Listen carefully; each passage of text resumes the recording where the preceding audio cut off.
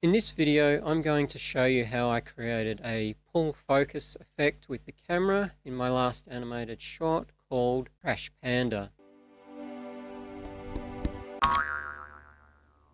So if you haven't seen my recent animated short Trash Panda, I'll put a link to it in the description. I'd encourage you to go and view that animation because unfortunately actual animations don't get quite as many views as the tutorials, and I do spend a lot of time making my animations and I'd really love for you to go and see them. So I'll just encourage you to take a moment to go have a look at that and then come back here and we'll run through this particular scene. Here on the screen in Cartoon Animator we have the scene in question. This is the finished scene as animated in Cartoon Animator. All that happens in this scene is Sarah's talking and we see a shot of the apartment bins on the rooftop, and the camera zooms in back to Sarah and Jake the raccoon. So I'll just play it in Cartoon Animator so you can get a feel for that.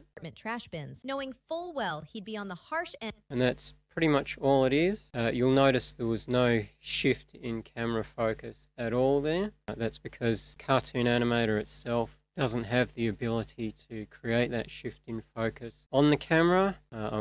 Hoping a future version of Cartoon Animator will, but currently Cartoon Animator 5 does not. So in order to create the camera shift, I actually had to export this bin as a separate file and this background as a separate file. So when I exported this particular scene, what I did was exported this scene as is, the entire scene, just bringing up the render window, exporting it as an MP4 video file, and pretty much with all my settings, all the default settings as is. And in this particular case, I actually exported this entire scene, which is much longer. I've just got this narrowed down to this one particular camera shot for this demonstration, and we turned everything else off and just had the bin. And then I exported this as a transparent MOV file, MOV file. So you just go change the format to MOV. Make sure you've got transparent video picked so that all this grey area here where there's nothing will be transparent, and all the other settings pretty much stay the same. Once I did that, again we just hit the export button and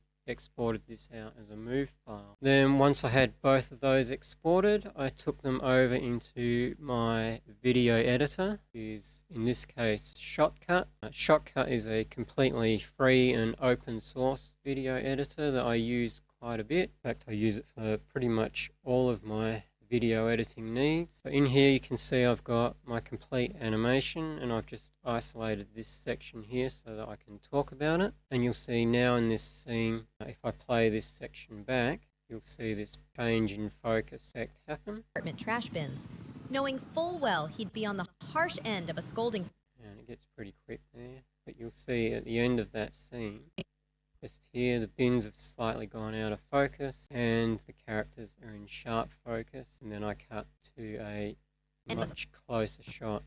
You'll see there how the background is coming into focus. Then once you have these in your editor, and I imagine most editors can do this particular part, you just go into your filter effects, and I've added a blur effect up here, blur exponential, and I've used keyframes to control the blur. So frame selected, we go to keyframes down here at the bottom, and you'll see if I zoom in on here, we've got the bin stays in focus all the way up until this keyframe here, and then when the camera starts to move, bins start to go out of focus. And you'll see on the other video, this is this video behind the bins. If I turn that off so that we're just looking at that video, it's got the same blur effect. This time in the keyframes you'll see completely out of focus up until the same point, and then we've got it coming into focus towards the end here. You'll notice in this shot the bins are completely in sharp focus. That's because they're still, these bins are part of this video track, and I've just overlaid the transparent bins on top of this particular scene. Go back to the timeline. See if I add transparent bins back. Now gone partially out of focus. You can see if I undo this. See, that's the transparent bins there. Do that. I'll just play it through one more time just so you can see it. Apartment trash bins, knowing full well he'd be on the harsh end of a scolding from me if he even attempted to get in there without me seeing.